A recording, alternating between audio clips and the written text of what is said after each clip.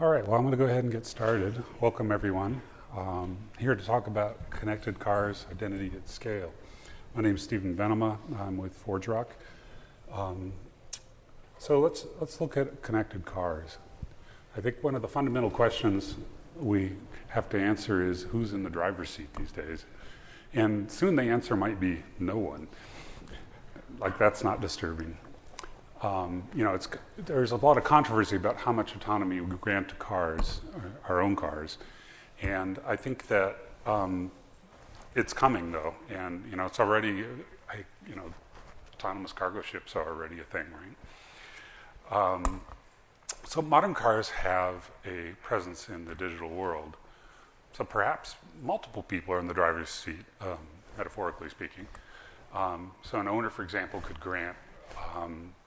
remotely grant people access to the car. For example, let's say the owner's teenager, you could grant access to the car, but only at certain times a day, or at only a certain amount of horsepower is available, or only a certain range from home, right? There's a lot of things that you could do, and even think about, well, if the owner's in the car with the teenager, well, maybe then there's other rules that apply. So cars have been evolving for the last 15 years, just from a purely physical transport to something that's more like a continuously online digital experience. In 2020, 91% of all cars sold in the US were connected cars. And in 2021, there were over 237 million connected cars on the road. So it's a thing already. The question is, what do we do with that connectivity? And I think from the automotive manufacturer's perspective, if I can get that to switch, they've pivoted to sort of a new mobility vision that centers on these three things. The software updates, which can add new capabilities, it can hopefully improve security, and possibly give you better driving performance over time. That's a pattern we already see today with companies like Tesla. Service subscriptions are a big part of their business model going forward. This is basically recurring revenue post-sale, right? And that's the holy grail for everyone. And as part of that, those services generate data, and the monetization of that data is a particularly big part of their business model.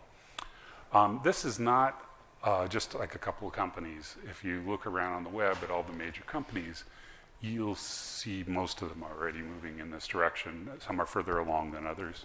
I've listed a few up there that you can find things on their website. If you grab the PDFs later, those link into some useful information. I believe all these are published later. If you look at this picture, there's a nexus of both business interests and really threat surfaces for attack. The threat surfaces really involve things like the device itself, of course, the network connectivity, the APIs, the apps, and even just user management, right? All these are places you could attack. Unfortunately, in the automotive space, you still see a separation between sort of the vehicle folks who develop vehicles and the identity folks. And that leads to just open up gaps for exploitation over time. So we could think of it as adding risk into the final product. This is compounded because there's so many specialties in developing an automotive product that just the complexities of all those different specialties having to mesh together makes it particularly high risk. So it's more than just about security. It's also about privacy. And I want to add some subtleties here around privacy into the picture. This pyramid is to represent basically the privacy world we're living in today. At the bottom layer, we have data protection. That's the bare minimum that any company who holds consumer data has to provide. They basically have to protect that data from theft or accidental release, right?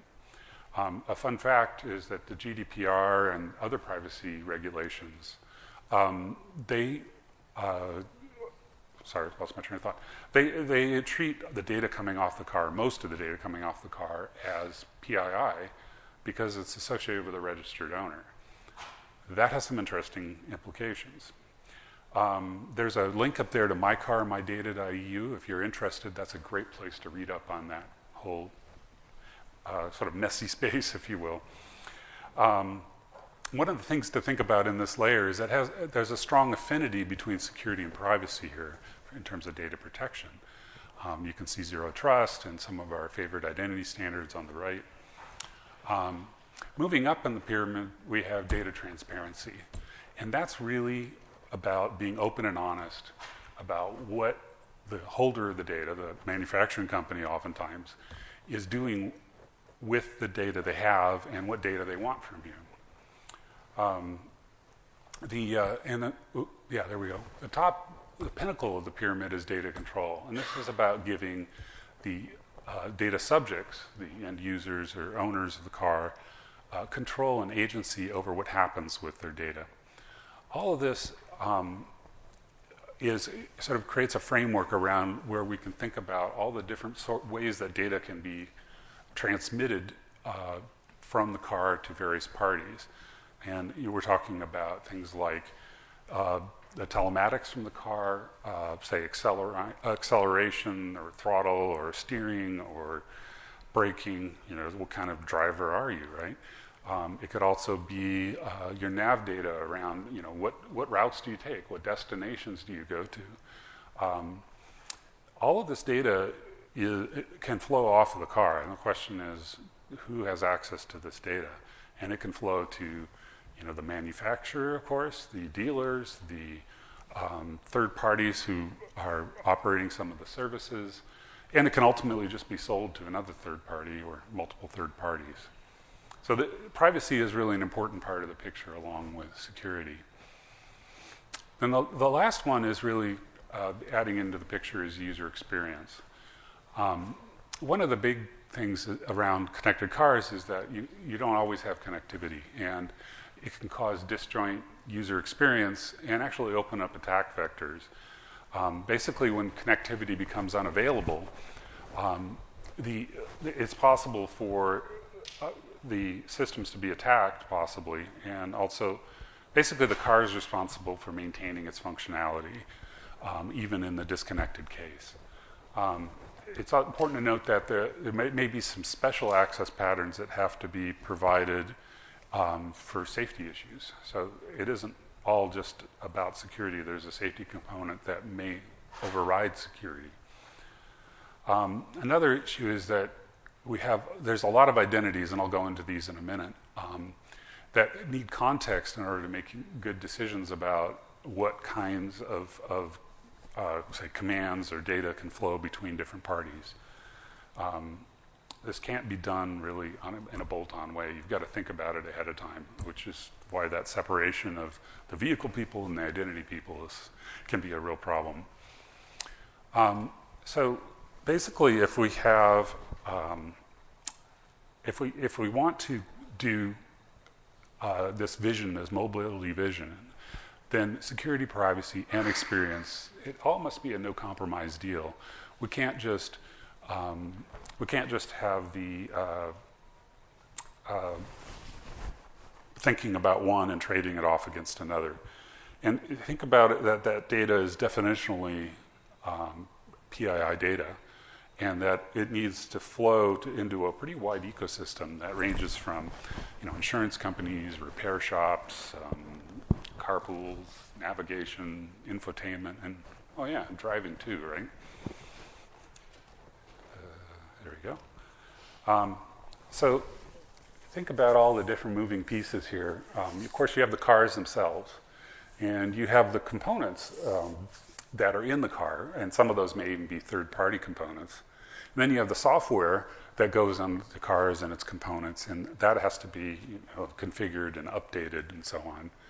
And then you have subscription-based cloud services that are basically the third parties that data can flow to into various clouds. It could be a music cloud or a maintenance cloud or what have you. And then the last one there, or the last two really, people, of course, there's, the owners, families, there's dealers, there's the mechanics and repair shops. There's all sorts of different places that, or different people that are going to need different levels of access during the life cycle of a car. And then there's smart infrastructure. So that's really about it could be simple as electronic tolling. Most of us see this in various cities we live in. It also could be like a smart parking garage, let's say, where the garage can guide the car and the driver to an open space. Wouldn't that be kind of cool, instead of driving all over the place? And of course, it could communicate to other cars, right?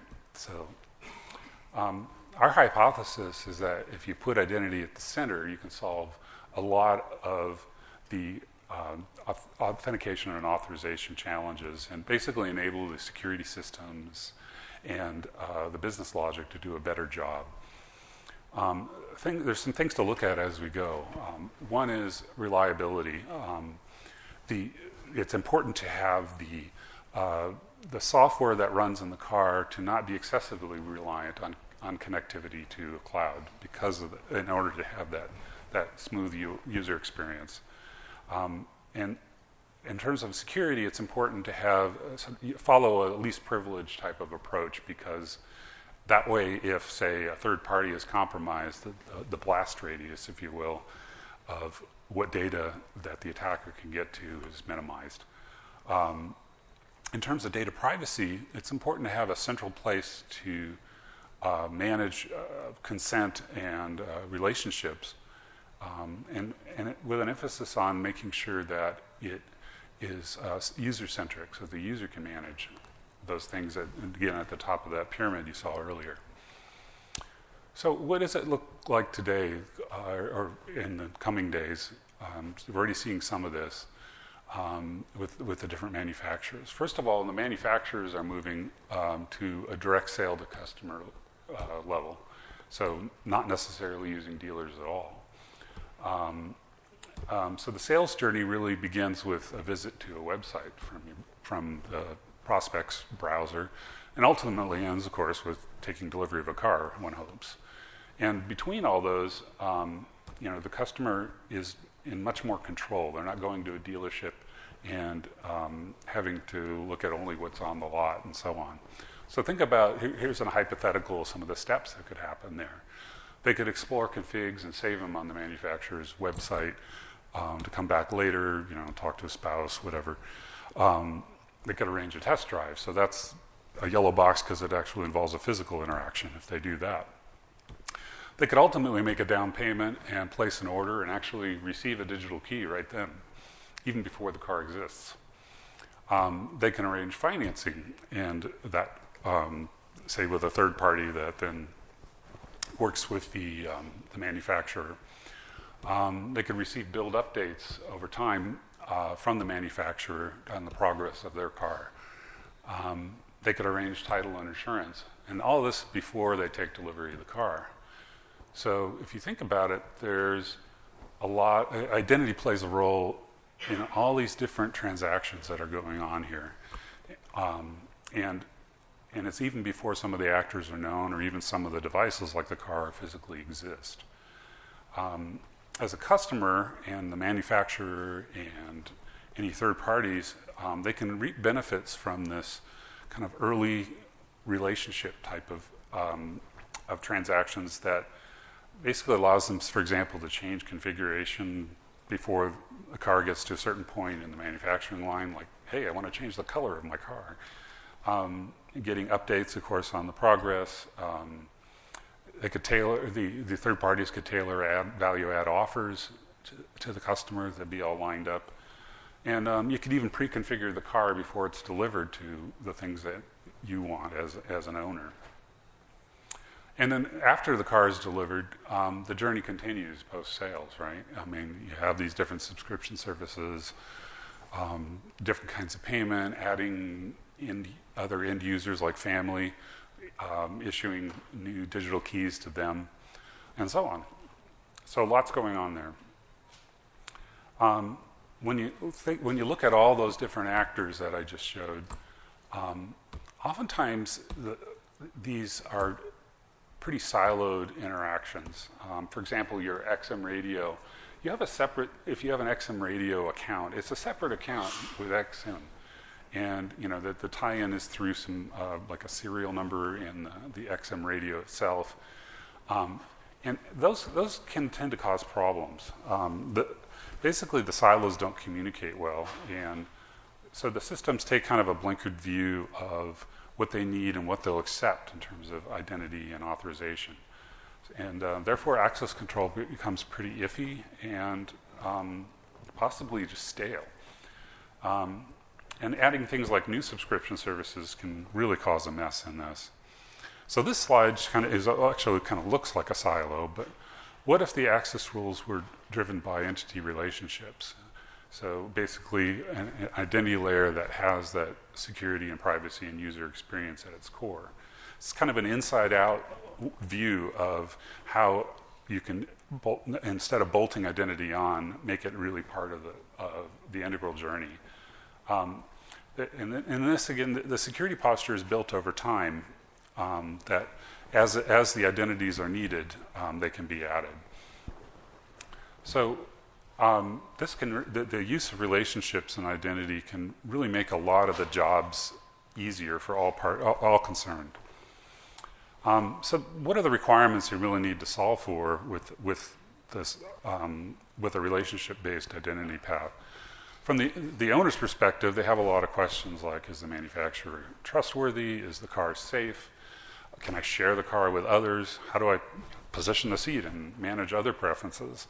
Where's my data going? Can I control that? Can I easily set up payment for services and tolls? So a lot of ease of use and then also privacy. The manufacturer wants to have visibility into the supply chain telemetry because oftentimes there's pieces of a given car that are flowing from third parties, upstream suppliers. They want to figure out how to secure every digital touch point, both during manufacture and during operations. They need to be able to manage subscriptions at large scale. And they need to be able to handle data privacy correctly and be trustworthy for the end users. So from third parties, the dealers need to access inventory data, prospects and buyers. Mechanics need privileged access to the car, but you really only want them to have privileged access while they're working on your car, not at some other time. Music services need accurate subscription data and so on. So there's all these different needs going on here. And if you want to think about, what is the architecture you're going to need in order to satisfy all these requirements? And it really has these four components. You need to store identity profile information and associated artifacts and attributes, and that's what a directory service can give you. You're going to need a way to set up the identities to ensure that they stay in sync with all the non-identity sources in this pretty large data ecosystem. And that's really the identity management component. And then you're going to need to communicate reliably with different parties through authentication and authorization. And that's what the access management component. And the fourth component is really an identity gateway, especially with automotive and other IoT type applications. There's a lot of APIs, a lot of applications out there that need to communicate into this system. And you need a gateway at the edge to provide the security and various services that it needs and protect the infrastructure. Just as what you're looking at here really is a kind of zero trust architecture, or at least a big piece of it, where basically things like policy and definition and policy enforcement are separated and can be as fine-grained as needed. If we build on this a little more, there's obviously a lot of bits and bobs here, but there's a few things to really think about. First of all, if we rely on identity relationships, instead of, say, a simple peer-to-peer pairing of cars, then you can actually the car can act as a relying party without having to be an identity provider. So that allows that sort of centralization of policy based on relationships. And by using standards for strong authentication, see if I can get the cursor over there, say biometrics or FIDO or wallet-based credentials, you really have a much easier way to onboard the users and also to authenticate them in a highly secure fashion. If you have this sort of strong but easy authentication, then it's really useful to be doing authentication more often because there's a time component to security, right? Just because you authenticated somebody yesterday doesn't mean it's really that same person the next day. This is where AI can come in and help identify risks and manage permissions as well. We think of it as self-driving autonomy that basically manages the identity provisioning and authorization. So in summary, we are putting identity at the center of a connected car world, and that simplifies many of the security and experience challenges that manufacturers, buyers, owners, and third parties have. And relationships is really at the center. It's between people and services and things like cars and devices on the car, which actually may be third-party devices. And it provides a simple and safe access controls across an ecosystem, and it can do it at scale. So that's all I have. I think we have time for questions, discussion, thoughts. Go ahead. I was just curious, when you're talking about people getting services from folks who want to be able to share information with them or have their relationship with them, what kind of considerations are there made for people who are the service owners and their propensity to actually tell a user, hey, I'm going to take this, and this information about you, and is that okay? Because for them, it might also be kind of a business problem if the user is seeing that as... Right. So I think what you're touching on, the question is really about, if I summarize it correctly, about is the user willing to share that information? And a lot of that, and I know from talking to some of the auto manufacturers that my company has as customers, that the customer trust is absolutely critical. You know how it's easy, one of the sayings is it takes a long time to earn trust and you can lose it very quickly. And they realize that trust is really an important part of that relationship. And it's not something you can solve just technically. It's about relationship, right? And basically, they have to incentivize the owners to share certain data. And part of that is making the owners feel that they're empowered to not do it, which means not only being able to change their minds about consent, but also be able to say, well, what did I consent to last month? I want to check that. So there's a lot of subtleties here, particularly around the privacy aspect of this. Yeah, question? Yeah, I've got a question. In your experience, or whether it's ForgeRock or Sure. do you see any involvement from manufacturers in terms of sort of like customer experience converging with the identity management part of identity and access?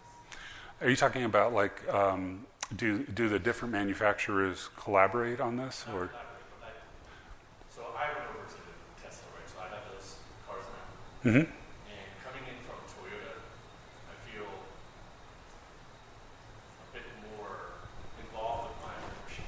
Yeah. And it might be incidental just because of their tech company and so forth. But it started making me think about, in IAM, we tend to focus on the AM part of it. Mm-hmm. Now, because of privacy acts and so forth, there's a lot of focus on identity part of it. However, the one thing I've noticed is there's no converging of the customer